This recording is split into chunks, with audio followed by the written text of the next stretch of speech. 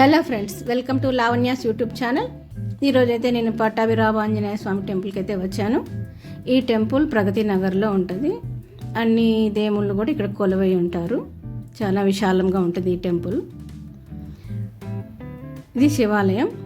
ప్రతి సోమవారం అభిషేకాలు జరుగుతూ ఉంటాయి. ప్రతి సోమవారం అయితే భక్తులకు కూడా అనుమతి ఉంటుంది గర్భగుడిలోకి. ఎవరైనా వచ్చి కూడా అభిషేకం చేయించుకోవచ్చు. దాని పక్కనే ఆంజనేయ స్వామి టెంపుల్, సాయిబాబా,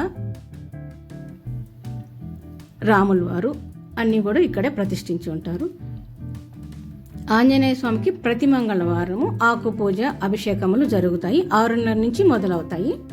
అట్లాగే పూజారులు కూడా మనకి ఇక్కడ అందుబాటులోనే ఉంటారు. సత్యనారాయణ స్వామి వ్రతములు ఏమైనా జరిపించుకోవాలన్నా కూడాను ఆంజనేయ స్వామికి ఎదురుగా రాముల వారు, సీత ప్రతిష్ఠించి ఉంటారు. అట్లాగే దాని పక్కనే కృష్ణుని విగ్రహం కూడా ప్రతిష్ఠించి ఉంటారు. కృష్ణుడికి కూడా ప్రత్యేక పూజలు జరుగుతూ ఉంటాయి. ఇక్కడ నాగదేవతలకు కూడా ప్రత్యేక పూజలు పూజారితో చేయించుకోవచ్చు. ఇక్కడే సాయిబాబా స్వామి ధుని ఉంటుంది. మనం టెంకాయలు ఏమైనా తీసుకొని ధునిలో కూడా వేసుకొనవచ్చు.